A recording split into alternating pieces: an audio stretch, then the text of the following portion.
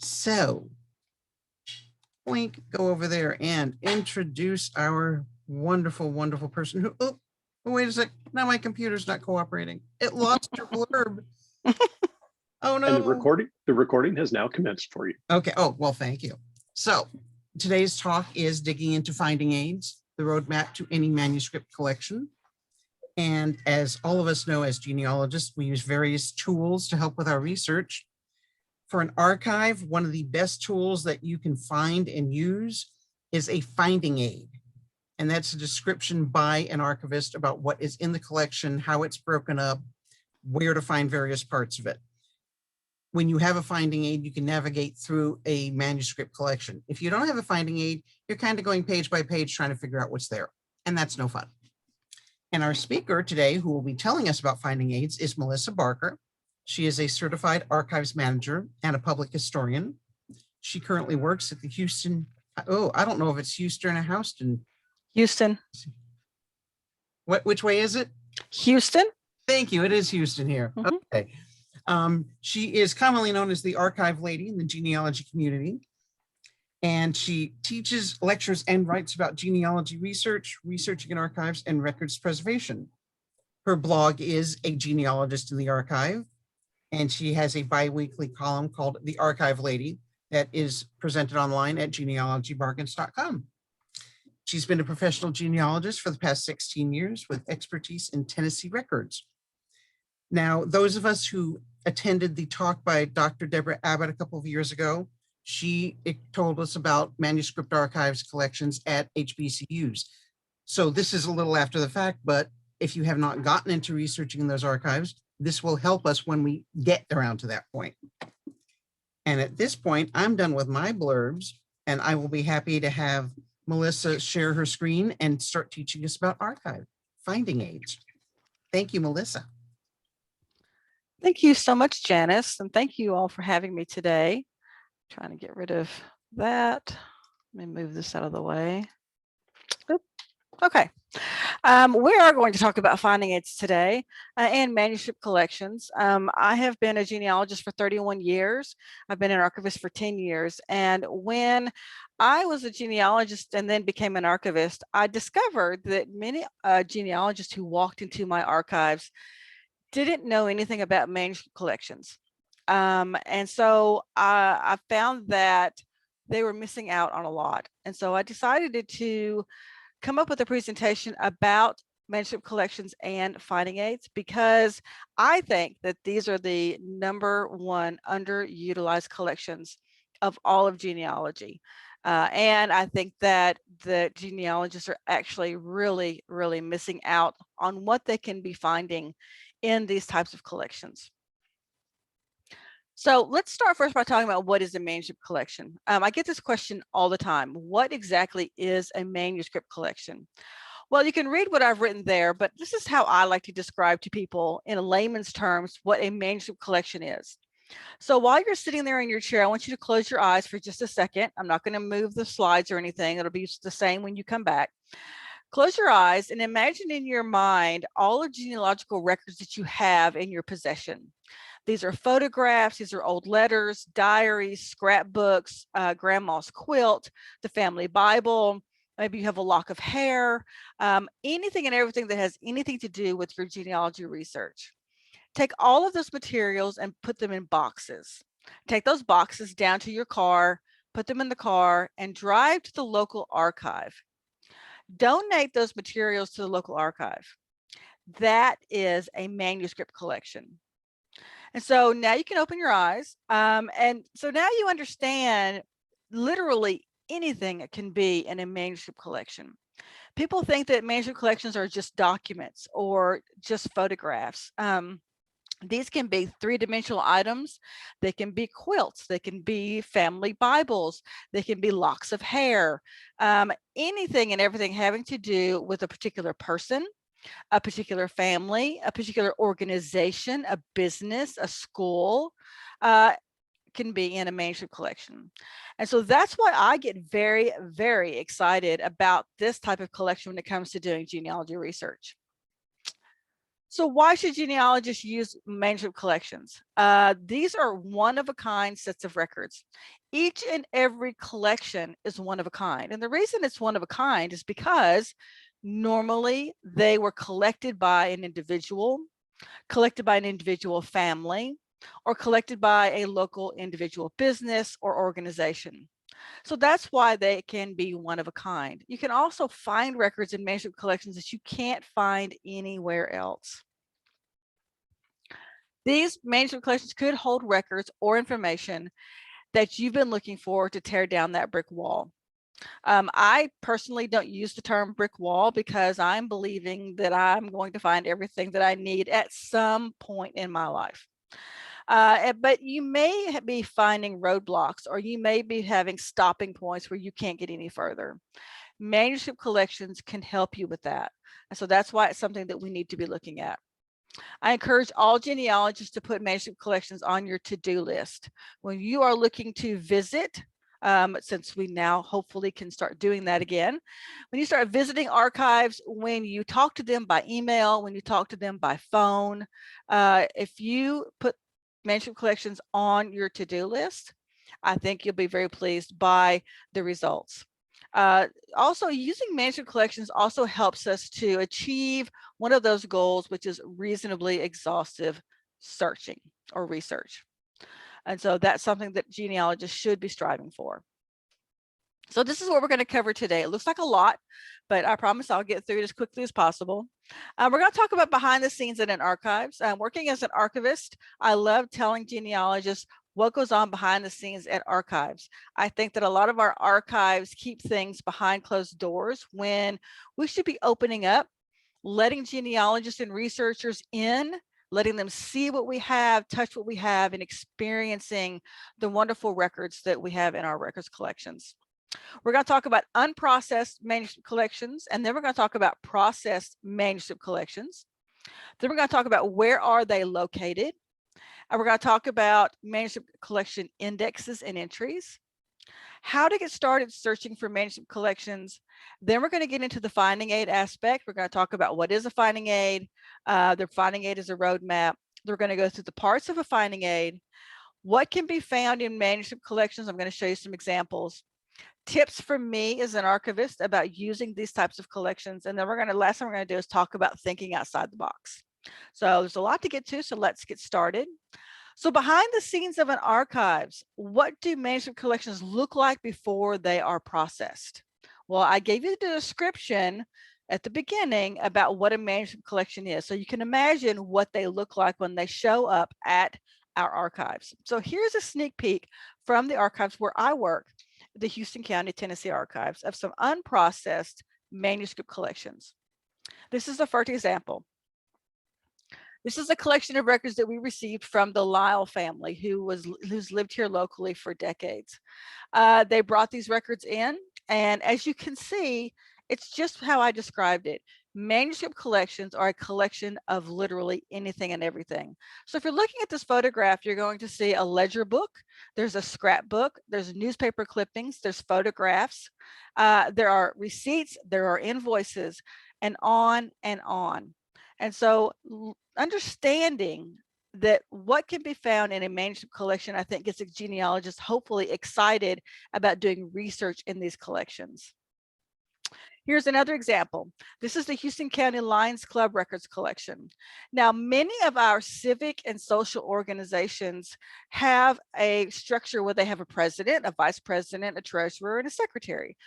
Well, many of these people are volunteers. And if you are a secretary or a treasurer or any of those officers, many times after years of collecting documents, meeting minutes, photographs, newspaper clippings, they get collected and they're stored at somebody's home. Well, when these become voluminous, then they have to do something with them. Many times the oldest parts of these records will be donated to a local archive, whether that's a county archive, a historical society, maybe even a university or college library and archives, maybe even to the local museum. And so if you're wanting to find your ancestors, if they were part of any kind of a civic or social organization or a group organization, checking in the manuscript collections of a particular archive might help you out there. This is one of my favorites. We had a local county historian. Her name was Nina Finley. She passed away in 2014. She was one of those wonderful people that you could mention a surname to her, and 3 hours later, she was still talking to you about that family. She had so much knowledge and about our local history and also about the families that lived here. Well, not too long after she had passed away, her son gave me a call and asked me if I would like to have the research records and materials that were in her attic. And of course, we said yes, we would love to have these records in the archives because I knew it would contain local history about the local families. And so I did not realize was that it would take 2 truckloads to get them into our archives. And so this is exactly how they looked when they came. This is what I call fresh from the attic. We have since reboxed these records into archival boxes, and we have cataloged what it contains. And so I'm trying to give you a sense of just what a manuscript collection looks like when we get them in an archive setting. And like I said, it literally can contain anything. This one was kind of interesting. I tell people here locally all the time when they ask me, what kind of things do you want in the archives? And I will tell them, I will say, just bring me what you have. Even if you think it's garbage, bring it to us. We will go through it and get rid of whatever we don't want to keep. And I knew that if I kept saying that enough, that I would have someone bring me their garbage. So this is not garbage, but the gentleman who brought this in, again, was part of our American Legion post number 73 here locally. He had been the secretary for years and years and years, and he had records, lots of records. And he and the organization was ready to kind of downsize a little bit because they did not have room at their home to store them. So this is how he brought them. He brought them in trash bags. And so when you look inside, there were bank statements, there were meeting minutes, there were photographs, newspaper clippings, but he brought them in trash bags. So I find that was kind of funny, especially when I say, bring me your trash, we'll go through it. And so there's no telling how things are going to show up at the archives. But what I'm grateful for is that it's not thrown away and it is preserved. This is a photograph in one of our records room in our archives. Everything you see on the shelves are manuscript collections, and majority of what you see on the shelves are not processed. And so one of the things that I teach genealogists is the fact that every single one of our archives have unprocessed collections on their shelves. So what does that mean to you as a genealogist? Well, that means that normally they're not open for researchers, which means there could be records sitting in boxes on shelves, in archives, in those places where your ancestors lived that could help you with your research, but they're not ready for you to research in them yet. So I encourage genealogists to ask archivists, do you have any unprocessed collections that pertain to this particular family? I get in trouble sometimes with archivists by telling genealogists to ask for this, but I think that comes from the fact that I am a genealogist and an archivist. And so I try to share with my fellow genealogists what is out there. I can tell you that archivists, when they receive these types of records, they do a cursory catalog of what is in those collections because they need to know what is there. It isn't a page by page indexing like a finding aid, but it is a cursory catalog. And so talk to whatever archives you're working with, and if you're nice to them, if you show them how serious you are about doing your research, you may just gain some access to some of these records. This one was fun. Our local highway department was actually moving into a new building. And I was told as our county archivist that they had records in storage that we needed to address. And so I went to the old county highway department building and I said, okay, where are the records? And they said, oh, they're up there in the loft. And so I said, well, I'm not going to get up there. And so they got this machine and they literally put the boxes of records on there and brought them down to the floor level. And so there's no telling on a daily basis what an archivist has to do to get to records. So now we're going to talk about some processed manuscript collections. These are the ones as genealogists, as researchers, we want to get our hands on. This is actually a photograph, our Houston County Irish Celebration Records collection. This is a completed collection ready for researchers. The finding aid's been completed. In Houston County, we were founded by Irish railroad workers. And so in 1963, we started an Irish celebration. This year we celebrated our 59th. We did not get to celebrate last year. We normally celebrate the third Saturday in March. This particular year, we had to move it to May the 8th. And so we were actually able to have it this year. But what this contains is this contains newspaper clippings, it contains programs and history about this celebration. I can tell you that we, in the last few years, have been on the top 10 Irish celebrations for all of the United States. Our little county of little over 8,000 people swells to about 20 to 30,000 in one day.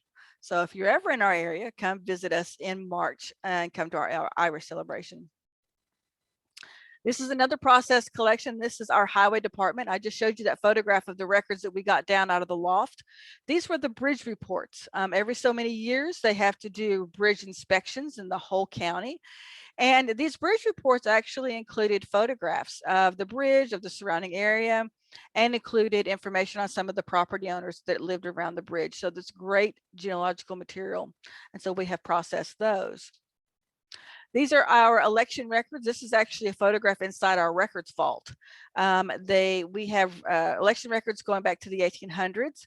And so we have kept those. And these 3 shelves here contain our election records from our local elections. So where are manuscript collections located? When you walk into a particular archive and you're in the research area, I'm guessing you don't see pictures like this or scenes like this. You probably see some tables, some chairs, maybe some bookshelves with some reference books on them, maybe some city directories, some maps, but you don't see something like this because manuscript collections and other records are behind closed doors. Now, a few of these manuscript collections have been digitized and maybe online on several sites. There are a few that are on Family Search, but for the most part, these are not online. They can be extremely time consuming to digitize, as you can see from what you've already seen so far. And so they tend to be at the bottom of the list of things that get digitized.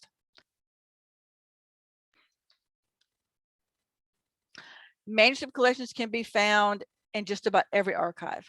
At libraries, if they have a genealogy section or what's called a special collection section, historical societies, genealogical societies, university and college libraries and archives on their campuses. And also don't forget museums. Museums, I have a whole presentation on museums, but when we go to a museum, we look at the exhibits and the displays that are pretty and all well, thought out and displayed for us. But museums have back rooms too. And if you've seen a photograph or an old letter on display, I guarantee you they have more in boxes on shelves in those back rooms. And so don't forget museums as a type of archive. This is a photograph of the Tennessee State Library and Archives. This one is actually from 1953. This photograph was actually taken not too long after this building was built. If any of you have ever been in downtown Nashville or have done research at the TSLA, it is located just behind the Capitol building. And I actually call this my home away from home. I do research with clients with Tennessee ancestors, so I'm at this building a lot. I also received my certification in records management at this building. I attended their Archives Institute as a 3-year program. And so I love this building. I can tell you that in April, they had finished building a new building and they moved into that new building. So they're no longer in this building. But the reason I wanted to show you this is because I had a wonderful experience the last day of class at the Archives Institute.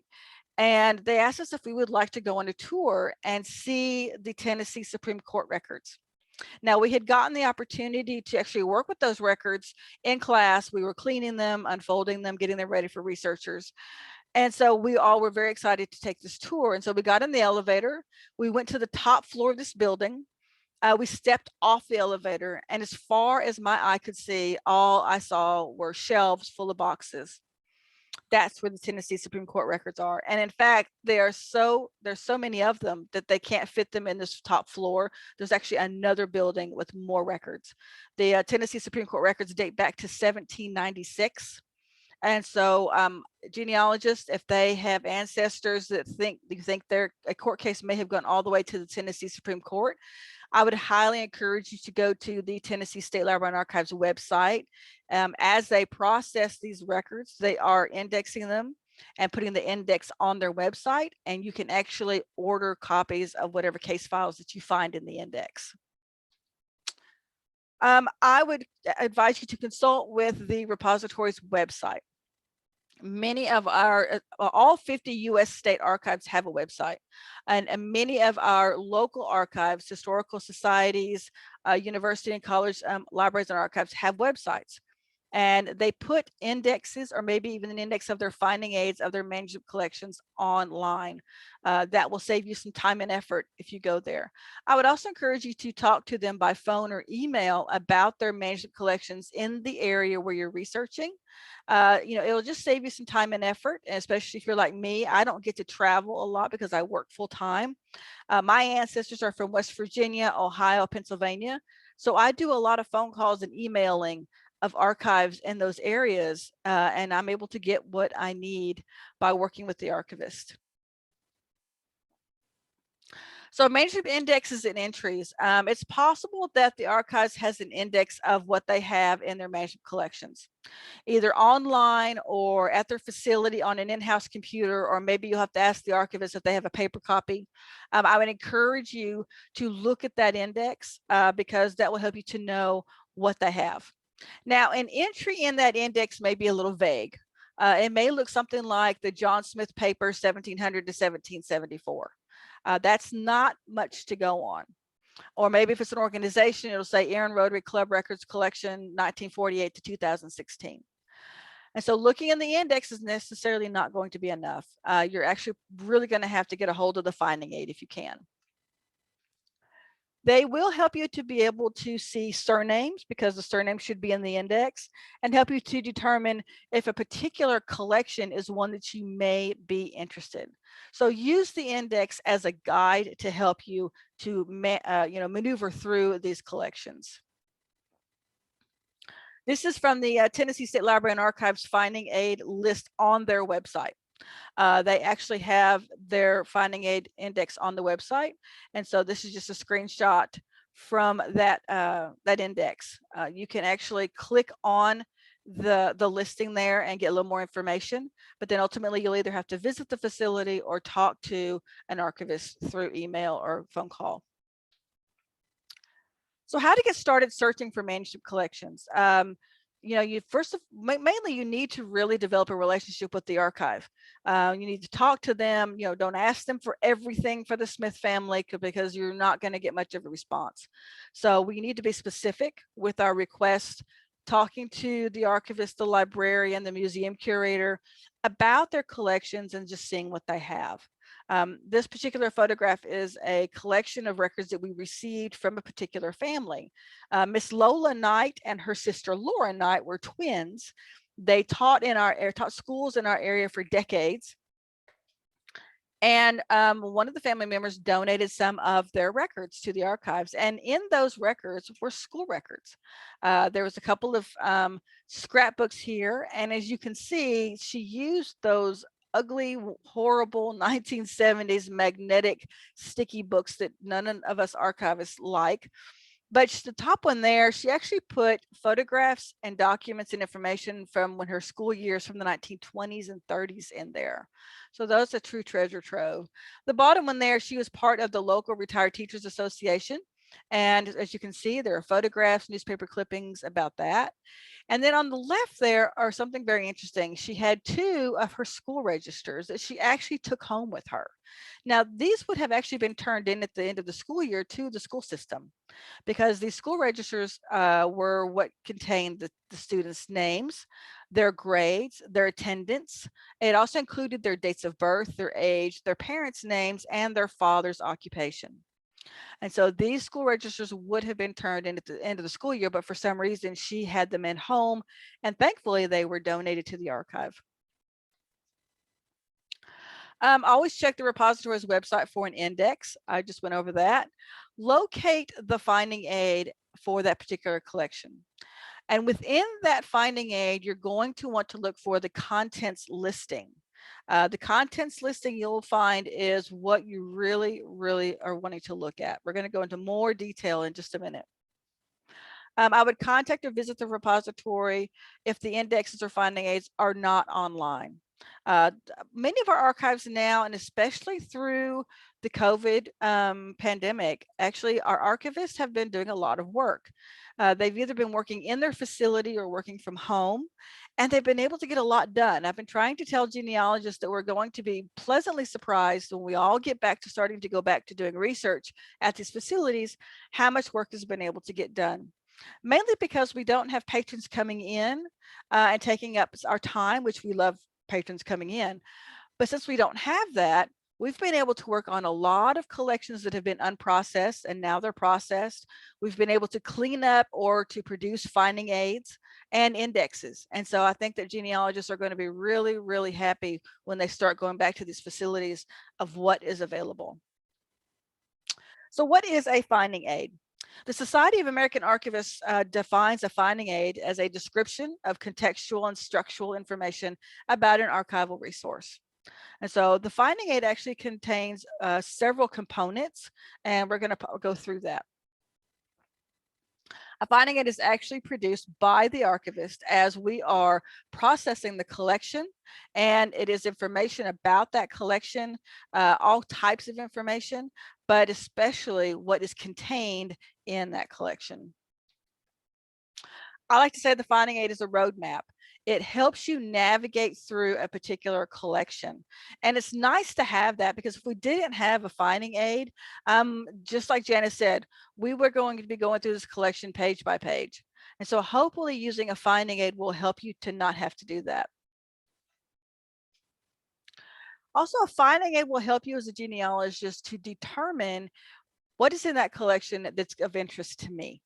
Now, not everything in a collection is going to be something you're looking for or something that is about your family, but there may be an old letter in there that mentions your ancestor, or maybe there's a diary in there, or a scrapbook that has a newspaper clipping in it that has some information in there that you're looking for. And so that's why I'm talking about where we need to use our finding aid to our advantage. The finding aid is a box by box, folder by folder description of what is in that particular collection. So let's talk about the parts of a finding aid and how they will benefit you as a genealogist. First and foremost, you're going to see the title page. The title page will give you probably the name of the repository, the title of the collection designation number, which is mainly used for archivists, but also you will probably use it in your source citation, and the address of the repository.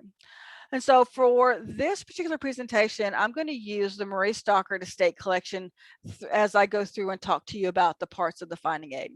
This particular collection is the Houston County Archives and Manuscript Collection. Its designation is MSS2, and then there's the address of the archives. And so that is simple. That's the title page.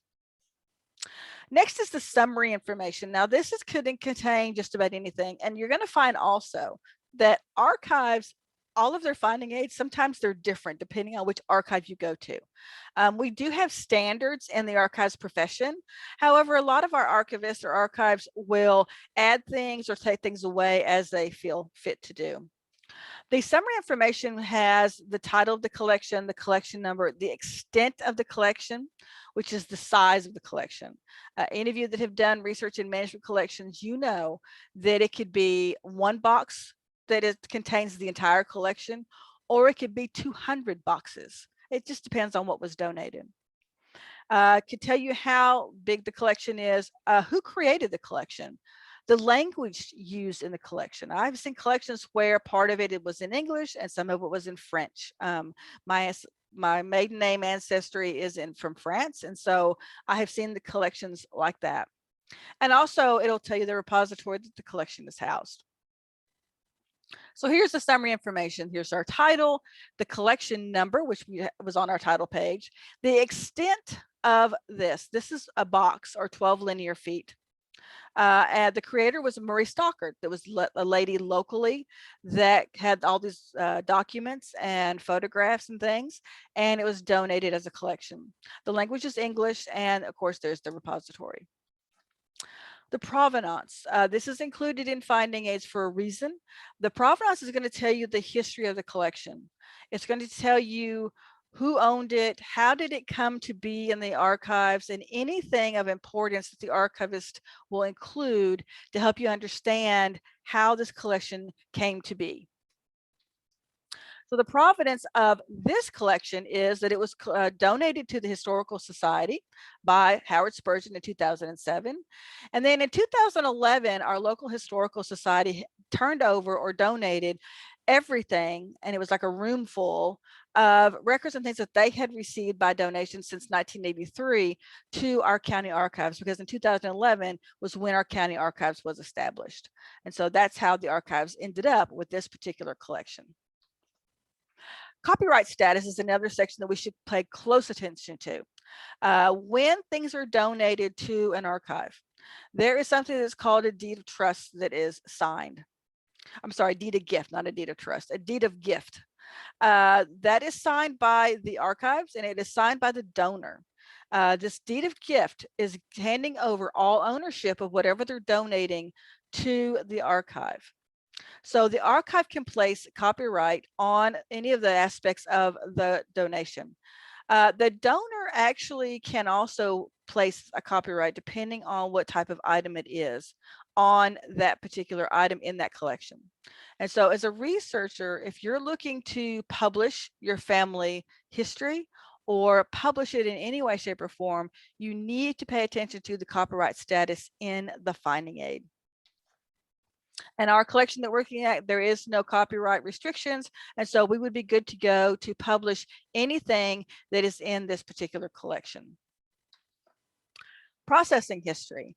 Archivist also includes the processing history to let the researcher know how this collection was processed, when it was processed. And a lot of times archivists will include in this particular section any problems in the processing, what kind of records preservation or conservation they had to do with any item. And so that's where you're going to find this type of information. And this is a pretty short one because it's a very small collection. It was processed, indexed, and the finding aid completed by me, Melissa Barker, archivist, March 2013. And so looking at every part of the finding aid is very important because you're getting lots of information about the collection. Access and restrictions. This is also covered under the deed of gift when a donor donates their collection. Many people think that anything that's donated is just open to the public for anybody and everybody to use at any time. Well, the donor could actually put part of their collection or all of their collection under restriction. If you have ever noticed a famous person or someone who was very had notoriety, if they've donated their papers, as they're called, to a particular archive, and they'll say, I don't want these to be open until 50 years after I'm dead. And so that's something that the archives has to abide by, especially if they sign the deed of gift and it says that. Or they'll say there's diaries included in this collection. Everything can be open to the public, but the diaries, they have to wait until I have been gone for 75 years, and then they can be open to the public. Or I have seen where they have said, anyone and everyone mentioned in my diaries have to have been dead for 25 years until you publish or show these to the public. So this is why these parts of these finding aids are important to read and understand. Again, in our collection we're looking at, there are no restrictions, so anything in this collection is free to use and access. The collection citation. As genealogists, we are encouraged to do source citations. I do not like to do source citations, even as an archivist and as a professional genealogist, they give me trouble. And so, but I do my best at them. I use some resources that help me to write my source citations, but looking in the finding aid, they will help you. And so this collection should be cited as the Marie Stalker Estate Collection, MMS2, Houston County Archives, Erin, Tennessee. Now that's a pretty short source citation. You would probably, if you found something in a particular folder, in a particular box, you would include that in your source citation. But this is the basic citation. And so it's nice that that would be in the finding aid that you can copy, and you won't have to use any brain cells to come up with that source citation.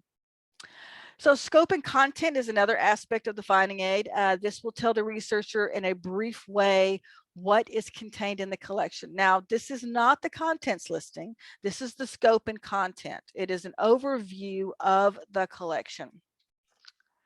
This collection contains correspondence, photos, home demonstration programs, and poetry belonging to Marie Stalker at the time of her death. One artifact being a lock of hair is also included in this collection. The collection is arranged chronologically. Now, knowing that their collection is arranged chronologically is a huge plus for genealogists. If this did not tell me that this collection was arranged chronologically, I would not have that benefit. But since we know that, then we can look at the contents listing and know it's chronological. If I'm looking for a particular time period, I could go to that time period and understand that the archivist has arranged this in a chronological fashion. The organization of the collection or the contents listing. This is the part that we really want to get to. Every other part of the finding aid is important and we should pay attention to it.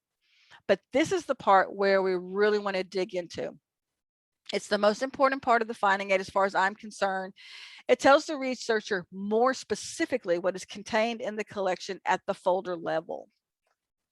Here is just a brief example of the contents listing from the Marie Stalker collection. It has folder 1, it's a miscellaneous folder.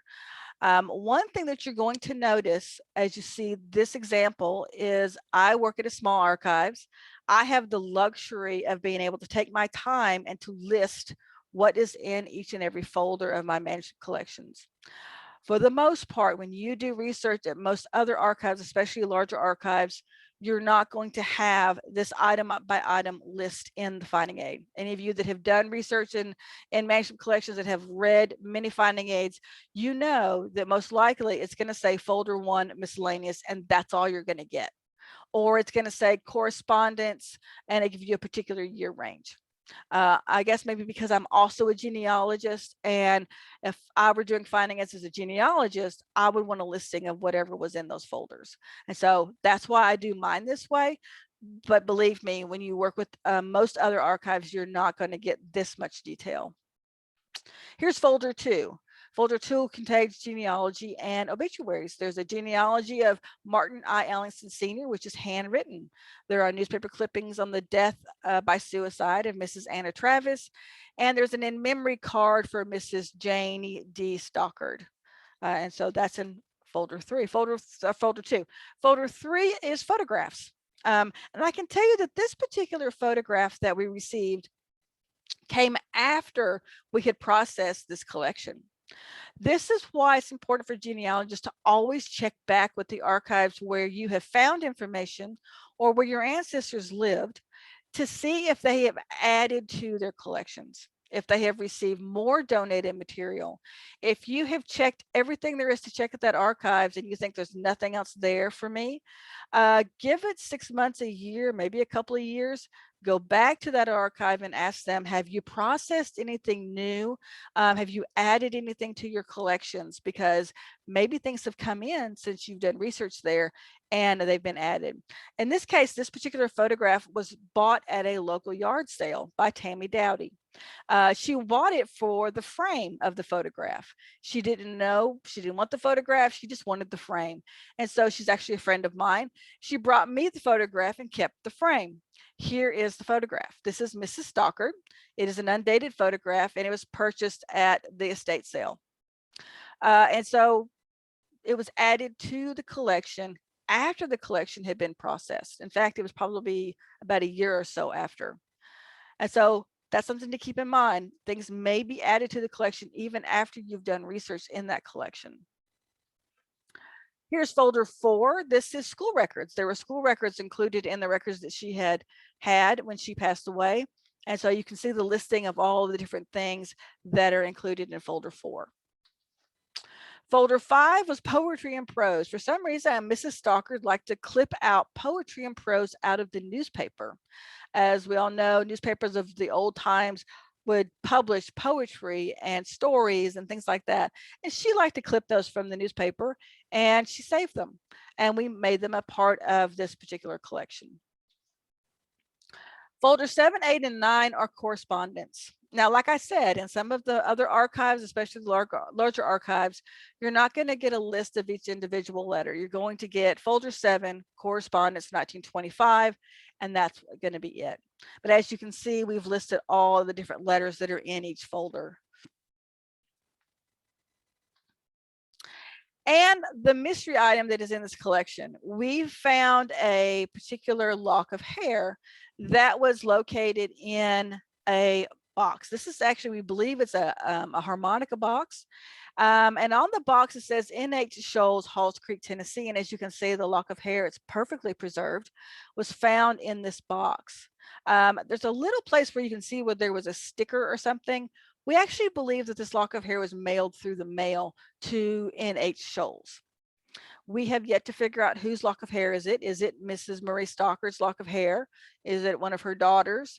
And so it's quite the mystery that we're still working on, but it's a great artifact to have been found in the collection. Here's more contents listing. There's other ephemera that was found in her collection. If you don't know what ephemera is, these are items, usually of paper form, that were originally meant to be discarded after they were used, but were saved. And so it's kind of like an auction flyer. If they were having an estate auction, they would tack them up on trees or inside store windows. Once the auction was over, they would have been torn down and thrown away. And so anything like that that was meant to be used for a short time and then tossed out, but were kept, we call that ephemera. And so these are books and programs, as you can see. And so that was the Marie Stalker collection. As you can see, the contents listing is your best bet to find what is actually in that collection. So what kind of things can be found in manuscript collections? Well, there's correspondence. I'm not fortunate enough to have a lot of old letters in my own family history records. And so I'm constantly looking in archives for correspondence. These letters here are letters that were written home by her sons, Marie Stalker's sons, during World War II. And as you can see, correspondence comes in all shapes and sizes. The stationaries are different sizes. Maybe it'll be a postcard. And so you'll find correspondence a lot of times in manuscript collections. Scrapbooks. I absolutely love scrapbooks. I love to look at them. I love to process them in the archives. And this particular scrapbook is one of my absolute favorite that we have in the archive. This is Evelyn Ellis's scrapbook. It is pretty dilapidated, but it's holding together pretty good. And she literally kept everything in her scrapbook. She pasted everything. Here's an example. This is a Baby Ruth candy bar wrapper. It's about 3 times bigger than the ones that we have today. And one of the things that Evelyn Ellis did was that she journaled about the things that she pasted in her scrapbook. So in this case, she writes, always remember June 11th, 1938 at Beech Grove at the ice cream supper. And so maybe she got that Baby Ruth candy bar at the ice cream supper. Another one I really love is this original Grand Ole Opry ticket from April the 1st, 1939. This is pretty rare because the Grand Ole Opry had just been getting started around that time. And it actually means something personal to me, even though I'm not related to Evelyn Ellis in any way, shape, or form. My husband's grandmother on his father's side and my husband's grandfather on his mother's side, before they married their spouses, actually took their banjo and their guitar and tried out for the Grand Ole Opry, and it would have been around this particular time. And so it was great to see a ticket from the Grand Ole Opry from this time period to actually kind of help to tell the story of my husband's grandparents and what that they tried out for the Grand Ole Opry. They didn't make the Grand Ole Opry. I actually have his grandmother's guitar that she learned to play on and used to try out with the Grand Ole Opry. But finding this ticket was absolutely amazing for me to find. Photographs. Photographs can also be found in manuscript collections. Now, I have also seen archivists, for some reason, take all the photographs that they have in all of their collections or anything, and then put those in one collection to themselves. I don't particularly think that is the right way to do things. Usually the standard is whatever is donated in a manuscript collection, you keep it together. You keep it in original order. And so if you're looking for a photograph of your ancestor, you may find it in a manuscript collection. This is actually a photograph of Henry W. Allen and his family. This is actually on the Tennessee State Library and Archives website. This is digitized and on their website. This is the Culvert Brothers Studio collection from 1899. So photographs, you might find miscellaneous photographs, school photographs, photographs of an event that happened in the area, photographs of an organization that they took, personal photographs. And so it's important that we look for manuscript collections. In those finding aids, it should mention photographs. Here is a collection that actually is from my personal genealogy research that is a manuscript collection. The backstory on it is I was attending the Archives Institute, and one of the ladies that was sitting next to me, also attending the Archives Institute, was the archivist for a neighboring county, and a county where my husband's ancestors were from. And she had asked a question in class about a particular collection of records that they had in the archives that they found in a box that didn't belong to anything else, and they were unsure of how to archive them. And as she was asking her question, she dropped the name Jesse Glasgow. And I just about fell out of my chair because Jesse Glasgow is my husband's third great grandfather. And so after class, I started questioning her, what are these records? What kinds of records, doing the normal genealogist thing. And so I ended up getting copies of all of the records.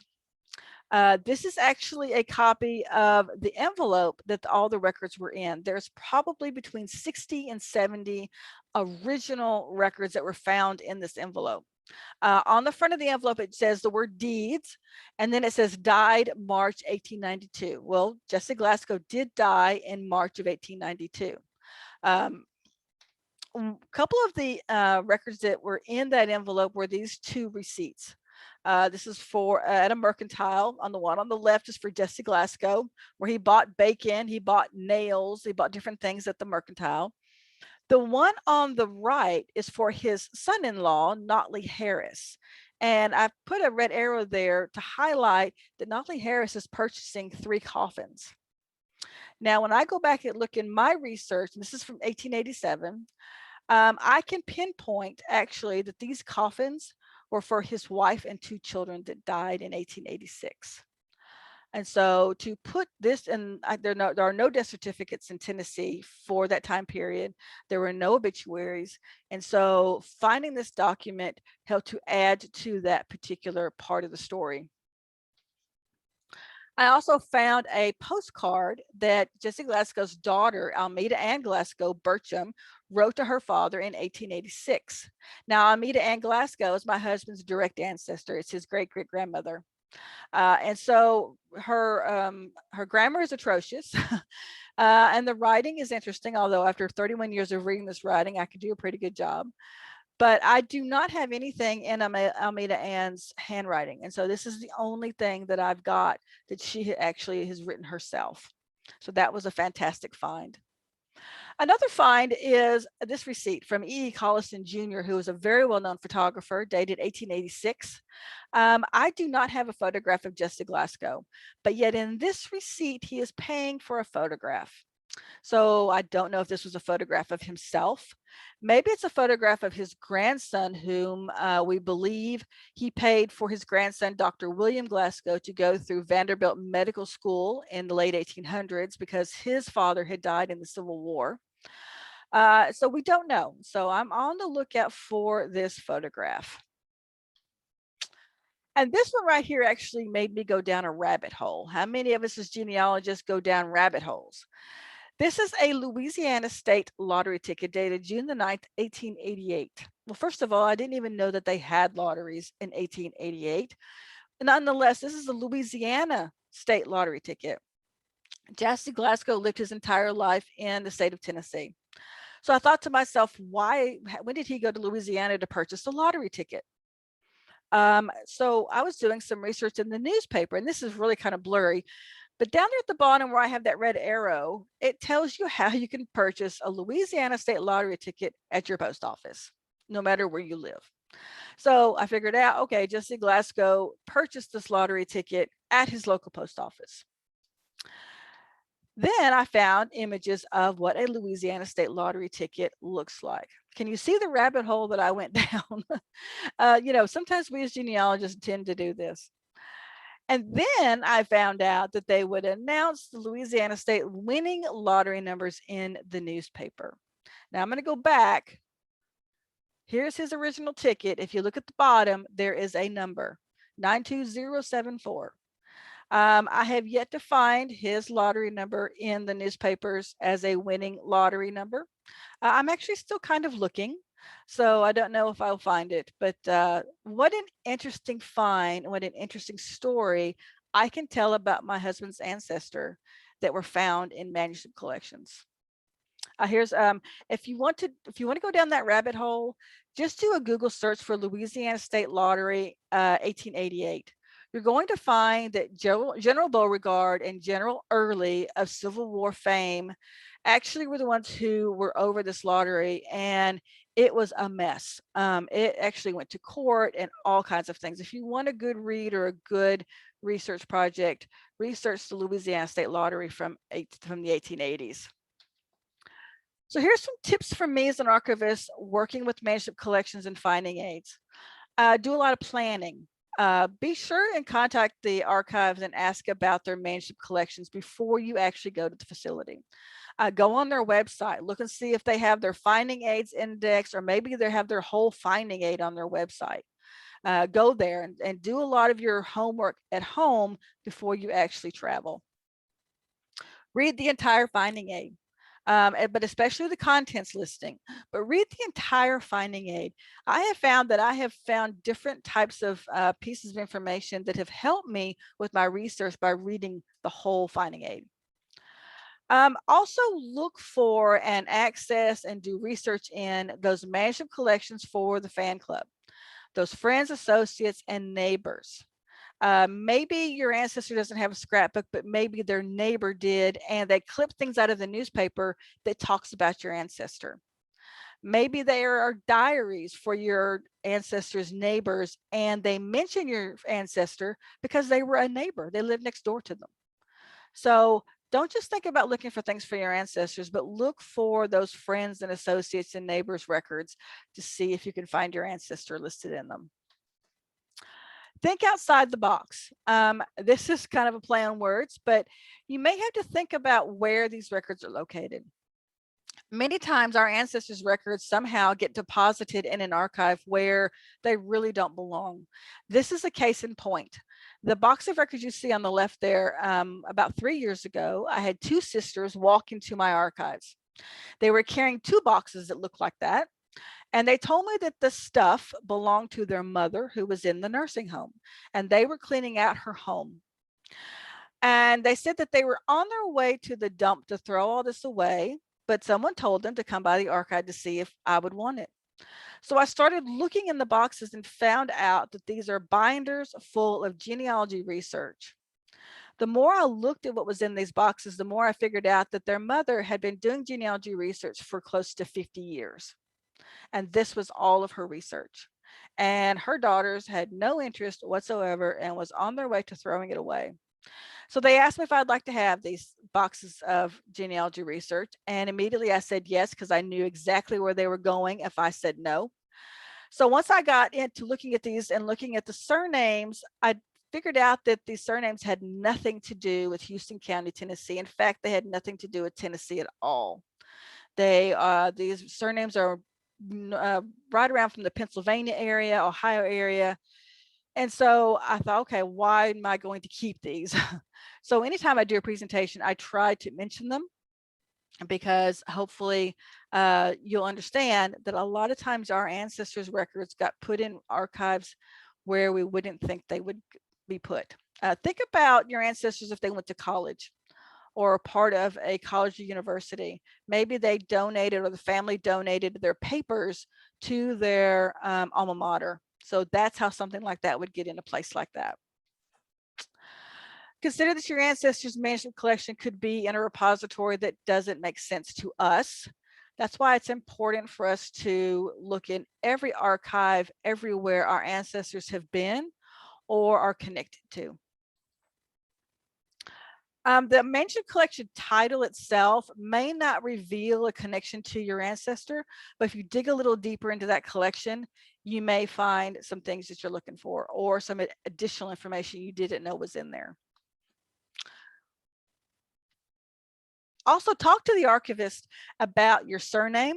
Now, don't give them the 3-hour speech and your whole entire history, but give them your surnames. If you actually go to the facility, if there's a sign-in book, put your name, contact information, and your surnames, because researchers will come behind you. I do this all the time, and I look at the sign-in books and I see if there are any surnames that connect to me, and I'll write down those contact information and I'll contact them. Also, when you're working with an archivist and you talk to them about your family and you're doing this work with them, we as archivists, those names actually stick in our heads. So while we are processing newly received collection of records, for some reason, those surnames will pop back to the front of our minds when we see them. And we'll say, hey, wait a minute, there was someone here the other day that was looking for information for this particular surname. We'll go to that sign-in book, or we'll go to our notes.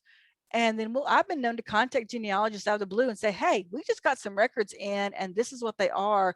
They name your ancestors. And genealogists have been very grateful for that.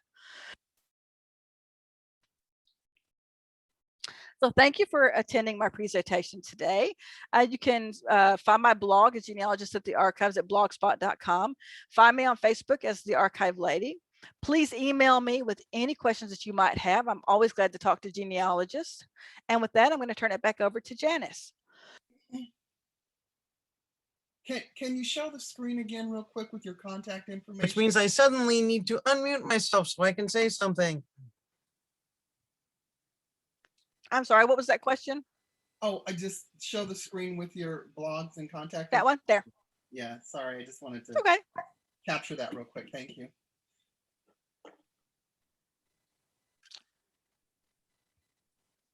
And we can leave that up for a little while so everybody can copy it. Oh, now would probably be a really good time for Alexa to repost the handout, because I think your contact information is in that also, isn't it, Melissa?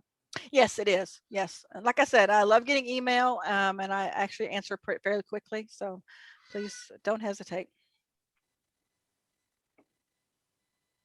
Well, if we have some, oh, Alexa, if you could do that, then we'll do that. Okay. Well, so far, the only question that I saw put into the chat was one that I put in there. We'll see if everybody's braver after I break the ice. That those 2 boxes that you talked about, the 2 daughters brought in, and you know where they were headed with it. And I totally agree with you. Fine. Yes, I'll take it. I'll figure out what to do with it later. Can you or do you ever donate a collection like that to a repository that makes more sense?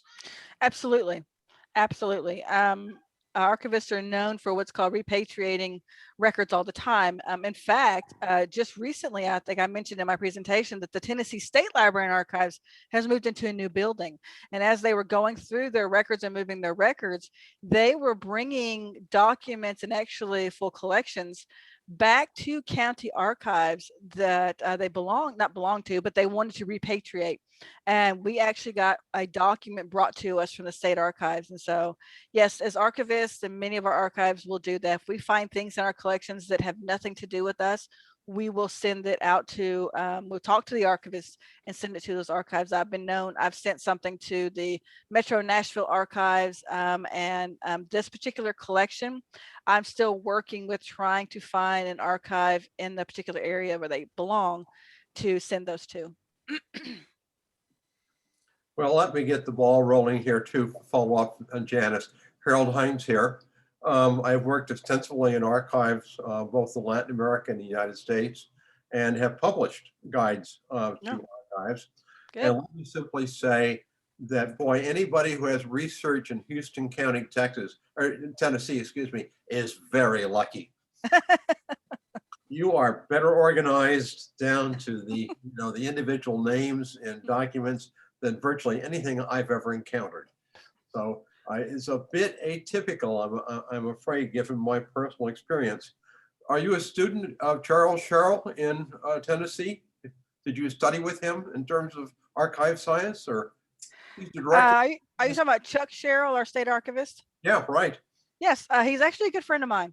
I did not study with him. He actually was more of a teacher to me when I was attending the Archives Institute. He didn't actually teach any classes, but he would come in and talk to us archivists. And no, he's a good friend of mine. I actually just saw him a few weeks ago at a conference. He is fantastic. And what you were saying about the finding aids, yeah, I'm pretty unique in that. I think also it's because I am a genealogist. Right. And as a genealogist, I want to see what's in those folders without having to drag all those folders out. But you're right. At most archives, you're not going to get that kind of detail. Anyhow, I have worked with Chuck too, so he's a great guy. And if you're Yes. doing research in Tennessee, it's a name you want to know. I have found particularly useful in terms of finding out where archival material may have ended up by using PhD dissertations Yes. on a particular subject or a particular geographical era or period or so on. Because if you've done a PhD dissertation and you've looked at virtually everything you can find, and those footnotes can be a gold mine to take you to where you may not expect to find records. Absolutely. One of the things that I strive to tell genealogists about is the fact that many of our colleges and universities are part of a community. They're in the community, they're part of the community, and especially if there are no other facilities or archives in the area, many of the local historical records and genealogical records will end up at those universities. And so then I have genealogists that say, but my ancestor didn't go to college. Why would I look at a college or university? Well, because they're in the community. We have a university close to us called Austin Peay State University. And there is a friend of mine who is a professor there that has edited 2 books. They are books that were edited, transcriptions of diaries of 2 women during the Civil War in our area. And these diaries are sitting in their archives there at the college. And so, you just don't know where you're going to find your records. That's why I'm always telling genealogists, don't give up, keep looking. I have one other comment, and then I'll let others chime in here. Serendipity, I think, is a key to archival research. It is rare that I find a finding aid that's on point. Mm-hmm. And so I just kind of look at everything. I realize that's not very efficient and it takes time to do that, but the unexpected so frequently turns out to be a key. Absolutely. And, and I mentioned it in my presentation, but I can tell you that talking to archivists across the country during this pandemic, one of the things that we've all been working on are cleaning up our finding aids. And so I am hoping that when we all start getting into those buildings again and we start looking at those finding aids, that we're going to find that there's been a lot of cleanup done.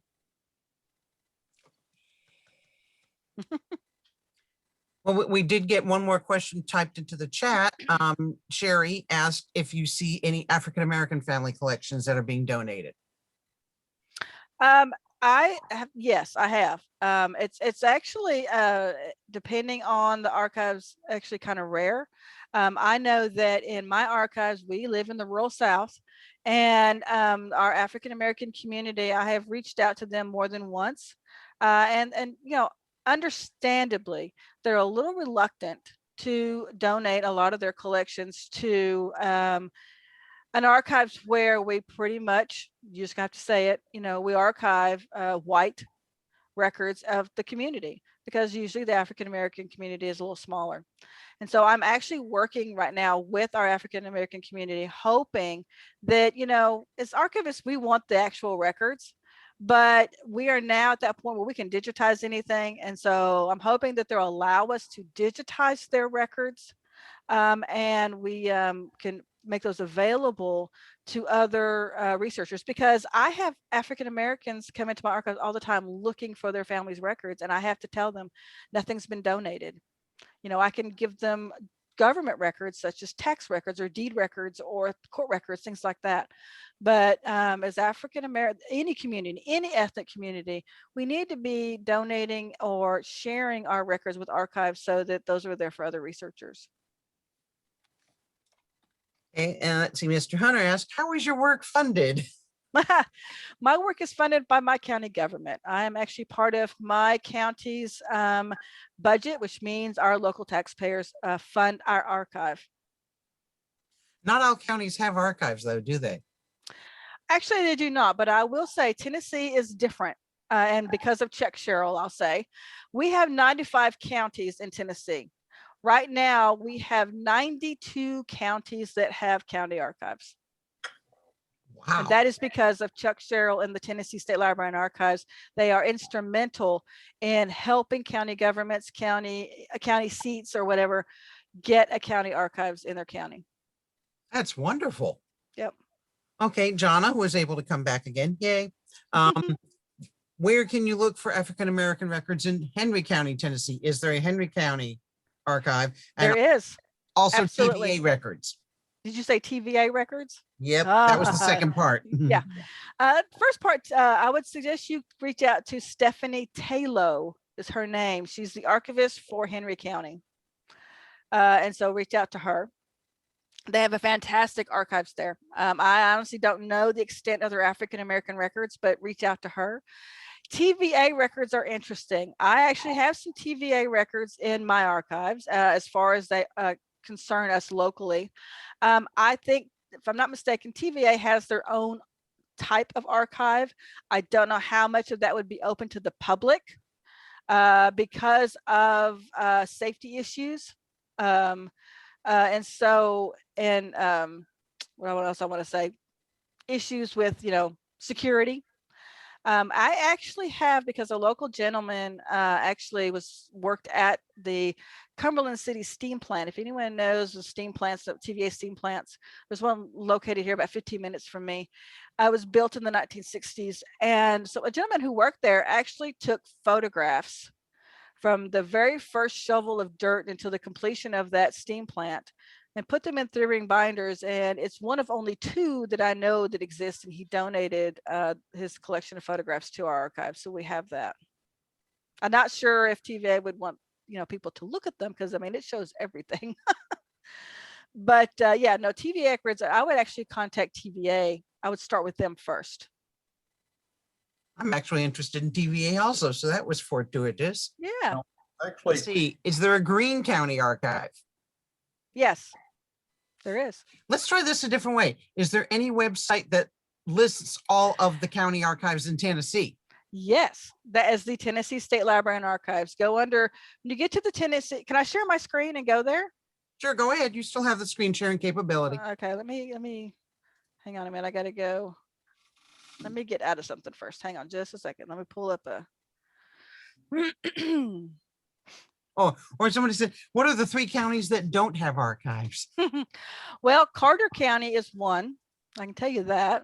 Okay, now let me go here. but when you're looking for that, let me simply say TVA records are federal records and they're going to be in either the National Archives or a regional archive. Mm-hmm. Okay, here is the front page of the TSLA, Tennessee State Library and Archives. And so you're going to go to Library and Archives. You're going to go to Archives Development. And then you're going to hit Tennessee Archives Directory. Now, this is not updated. Yeah, 3. But yeah, this is not updated. Here's where I'm located, Houston County, right here. Here's Nashville. Here's Houston County. This is a clickable map. Right now, I believe it's Carter County who doesn't have. Green means they don't have any kind of an archives program, which, like I said, this has not been updated. Carter County, I understand, does not have an archives. And I understand Hardin County does not have an archives. I can tell you Humphreys County has an archives that's located within their library, but they do not have an archivist right now on staff. And I think the third one is Trousdale County, who does not have an archives. But what you can do is you can click on any county. It'll take you to that county's page. This is our county courthouse. Our archives is located in the basement. They always like to put the archives in the basement. Where things get wet. We've been lucky so far, knock on wood. But it gives you the days and the hours, general information, information over here, email address, a website if they have one. It lists what physical holdings they may have. So this is a great resource. And then you can go to any archive. What was the Henry County? Here's Henry County. Stephanie Taylor is the archivist. That's the lady I told you to contact. And here is their physical holdings. And so that's where you need to go if you're looking for a Tennessee archives. Thank you. The other question that came in, are there many plantation records donated? Or I'm going to add on to that, maybe archives of families who used to own plantations. Yeah, I would actually, I've seen several of these at the Tennessee State Library and Archives. You have to understand my main research area is Tennessee. I do some in Kentucky as well. I know that the Tennessee State Library and Archives has them. I've seen them. They've actually had exhibits, but yeah, I've seen those there. So yeah, they can be found. Let me add something. Harold Hines here again. We have at the GFO library, the guide to plantation records, and it tells you exactly which repository holds them. And in the 1960s and 70s, there was a very large scale microfilm project that went around the country and microfilmed all of the plantation records they could find. And that is contained in the guide that we have in the library to plantation records as well. Donna, you're a librarian, right? Yeah. Why would an archive, and she mentioned Sullivan, not allow any clothing with zippers? And specifically, blue jeans have zippers. Well, some of them do. So do you have any idea why? Exactly. Why? Oh, you're asking me. Well, the only thing I could think of is the fact that zippers are made of metal.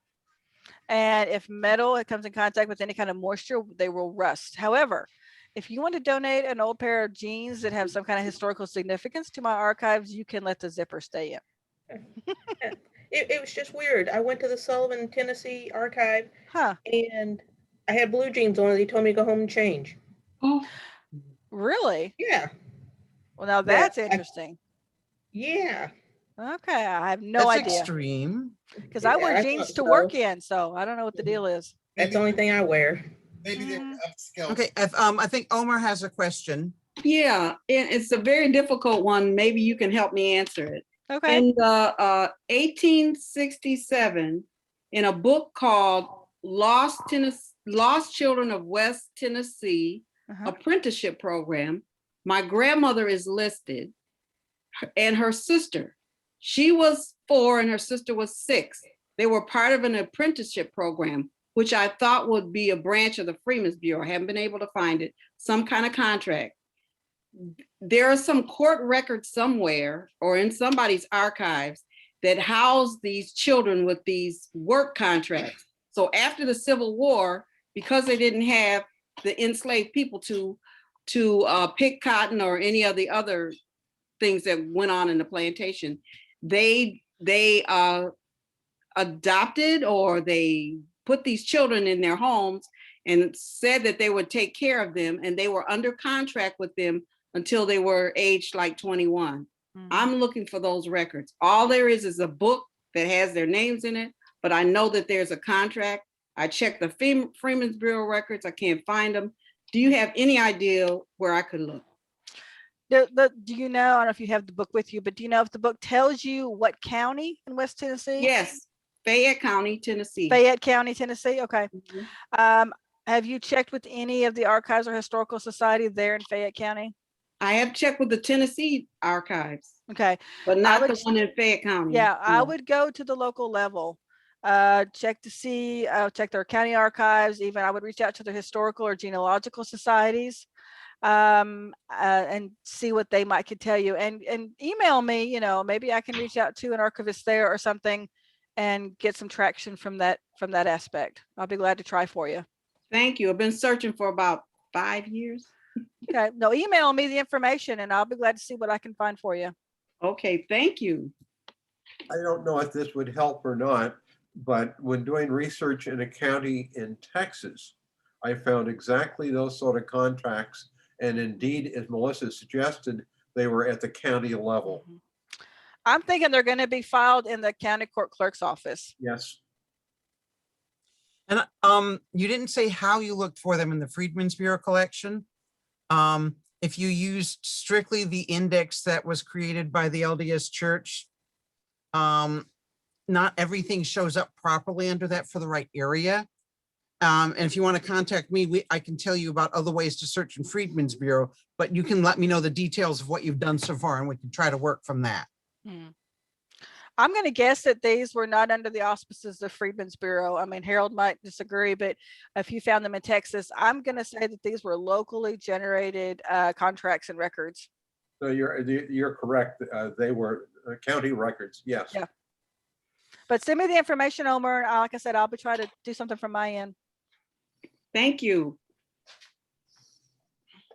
I actually want to comment on one archival collection that almost was completely cataloged. If you can imagine such a miracle.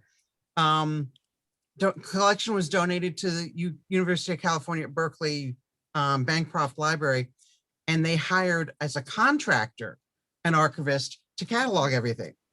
And she was really close to the end, but that was a contract, you know, soft money. Yes. A regular staff position came up at Bancroft, so she abandoned it and took the staff position, but it was so close. It happens all the time. In fact, archives and archivists, we're always looking for grant money. I get grant money every year that I apply for from the Tennessee State Library and Archives. And so this year, I actually was able to get grant money to hire a project archivist. It was a temporary because it's only so much money. And when that money runs out, they're done. Luckily, the one that I hired was my volunteer. I have one volunteer, and so she will be continuing to volunteer. So that's a good thing. Wonderful. Does anybody else have more questions? We're being awfully quiet today. Melissa likes answering questions. Well, While people are thinking if they have questions, I'll retype a couple of links I sent earlier. And if somebody has a question, go ahead, Omer. I have another one. So my grandfather was listed on a contract for Fort Nagy, and it was a fort that was built around Nashville, Tennessee, when the Union Army came in and took over. Yes, it's called Fort Negley. Negley, okay. Yep. I want to say it correctly. Okay, his name is on a list, but that's all. I knew he was probably in that area. So how can I find out more about that? I've gone to the on the website, the Tennessee Archives. His name is on there, and information about the fort, but that's all. There's nothing else about it other than, you know, the Union Army took over and they took people off the street. They took free people. They took women and children. They took a church. They helped build this fort, and their name went on this list, and that's all. You know, and there's no other information about that. If he's listed on a list on the Tennessee State Library and Archives, I would suggest you reach out to them. Ask them, you know, because they got that name out of a record or something that probably they have in their possession. So I would suggest you email them. There's an Ask the Archivist or Ask the Librarian button on their website. I would ask them and ask it through that. Because like I said, if they're listing him on their website, then they've got some kind of documentation. So I would suggest that ask them first. Now, I also know that there's a Fort Negley association or organization, because I know over the years living in Tennessee, Fort Negley has gone through some interesting times. They've wanted to tear it down. They've wanted to restore it. They've wanted to tear it down. They wanted to, you know, it's gone back and forth. I've not kept up with it recently, so I'm not exactly where sure it's at, but the archivist there at TSLA could probably give you a contact of someone who is in that organization. Thank you. Any other takers? Come on, ask questions. Be curious. Be inquisitive. Linda, you unmuted. You have Yeah, I am muted. I'll just say, I have a Tennessee ancestor who came over the Cumberland Gap. He was a colonel in the Revolutionary War who settled in Tennessee, on the eastern side of Tennessee. So I've recently made contact with somebody there who's affiliated with a local society that I can do some research at. But I'm just kind of curious. I know that there were fires during the Civil War. A lot of We can't hear you, Linda. can't hear me. Yes, There you suddenly go. you There you cut go. out. So I know that fires impacted a lot of places in Tennessee because of the Civil War. And I'm wondering if you could maybe just speak to that a little bit. What, Well, I will tell you this. I'm going to share my screen in a minute because there's a very interesting, very new part of the TSA website that I want to show you when it comes to Revolutionary War. But let me tell you about burn counties, what we call burn counties. Don't believe all the records are gone. Don't believe that all of the records are gone. And I'll give you a case in point. There's a county next door to me we call a sister county because part of our county was pulled from their county. Was Stewart County, Tennessee. That's where Fort Donelson is. If anyone knows the Battle of Fort Donelson, that's where Fort Donelson is. It's about 20 minutes from my house. Their courthouse was burned. But what people don't know, they hear courthouse burned, records are gone, and that's it, they're done. What they don't know is that at the time, the citizens of Stewart County went to the Union armies and said, wait, let us get the records out of the courthouse and then you can burn the courthouse. Don't know why, but the Union let them get the records out of the courthouse and they stored them in an old cave. So when the archive started in Stewart County, they have records dating back to 1803 when their county. Oh, So don't believe every time you hear, oh, the courthouse burned, all the records is gone. Do some more digging and checking. Now I'm going to share my screen again and show you a fantastic thing that is on the TSLA website. It's brand new. It's a few months old, brand new. You go to their main page. Patriot Paths is what it's called.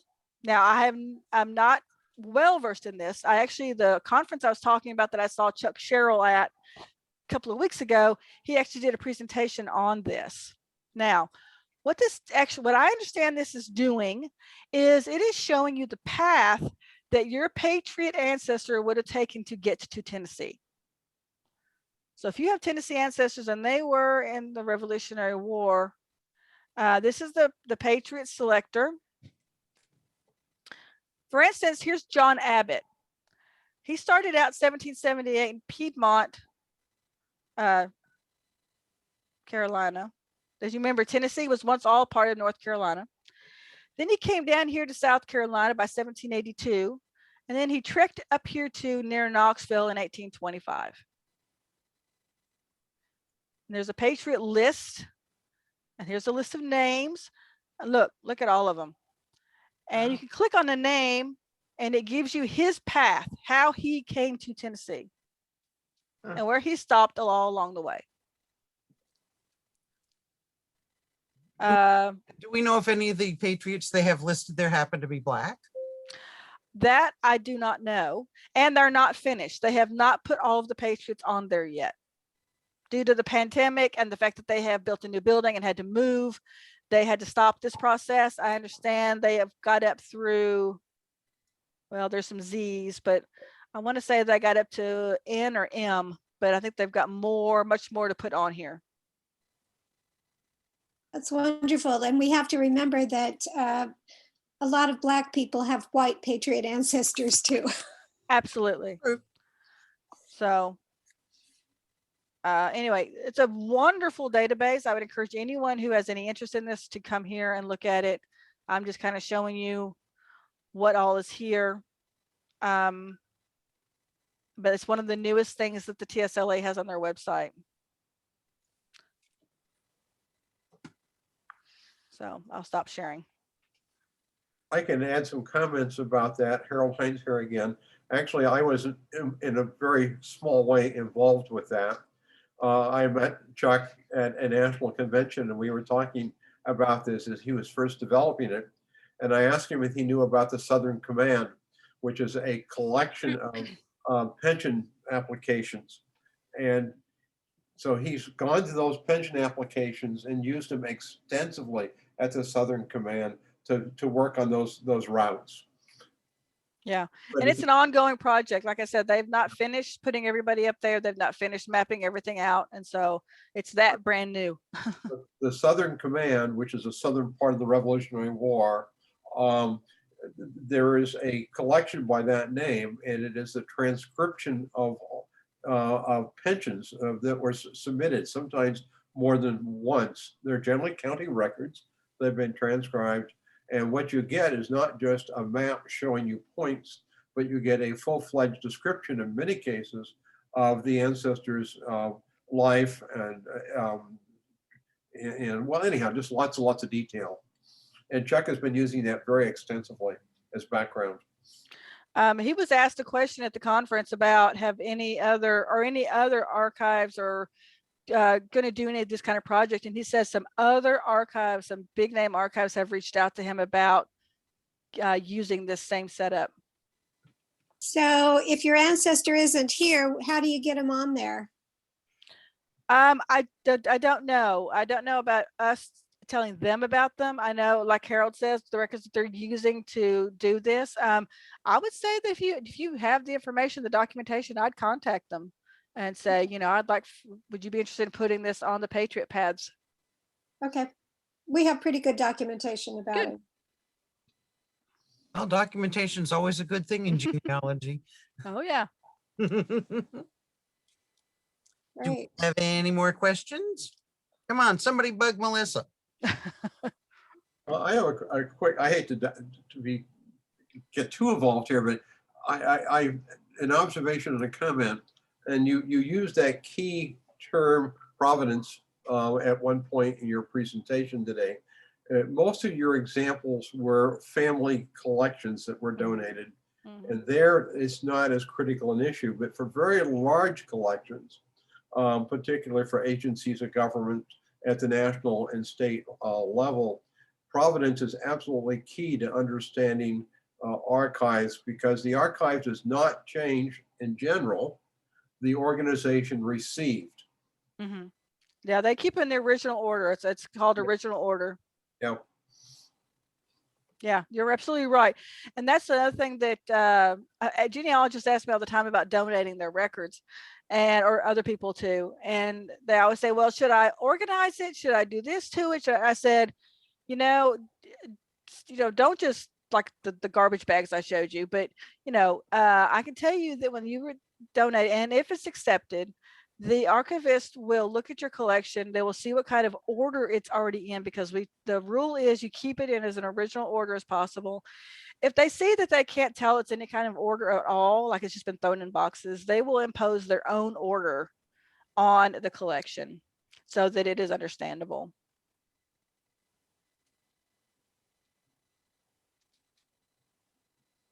I don't know how to raise my hand.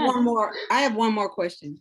Yeah. I've been asked to donate my research to the University of Michigan Bentley Library, because I did a presentation, me and one of my closest friends. And so I've never done this before. And so she started off by saying, what do I need to do that will help them, instead of just giving them a bunch of information? Because I'm putting it in order of family units, or what's the best way to donate? Do I need to get the archival boxes? How should I donate my collection? I would not worry about getting the archival boxes. They will have those there. Let them do that, because they want to have their own boxes that they normally use, their own materials. I would encourage you that, you can put them in family groups or whatever, but like I said, when you give it to them, they will probably either keep it in the order you give it to them, or they may arrange it in such a way that it's more understandable or better for them to put the finding aid together. Main thing that I tell genealogists is that most archivists are not going to want copies of things you've copied off the internet. such They as want the census records and different things like that. You know, anything that is going to be easily found on the internet, they're usually are not good because it takes up space. And archives are very limited on space normally.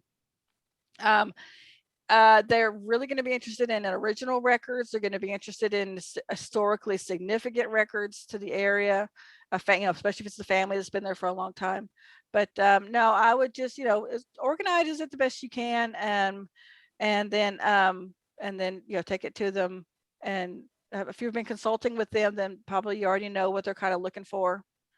And so that's great. You know, you're lucky that you found some place that you can donate, because there are, like I said, there are a lot of archives that are full, or they don't have the funding to take on new collections and projects. And so that's why I encourage genealogists now, while you're still living, to already make plans, talk to archives, make places to where you can, you know, take your records. I do know that a lot of archives now are taking more things in a digital format, because they can store digital much better than they can paper. So it's just best you talk to the archives where you want to donate. Thank you. And let's see, somebody typed in, are there any Mississippi Territory records from the early 1800s held in Tennessee? I'll tell you this, I've not done research in those types of records, but I'll tell you this, the Tennessee State Library and Archives, and I don't know about other state archives because I don't work with them as much as I do Tennessee. They actually have a robust collection of reference works and records for the surrounding states around them. So if you think, you know, I would contact them. I would also contact the counties that border Mississippi, those archives there. Maybe some of those Mississippi records have gotten into their collections somehow. So that's always a good thought. Good. Never hurts to check border states, because you never know. Absolutely. Somebody donated some records with another collection. That's absolutely right. Okay, we seem to be petering out of questions. Well, thank you so much, Melissa, for coming today and talking to us. I found this very helpful and educational. I hope other people did also. Haven't figured out what we're going to be doing next month. I'm actually thinking,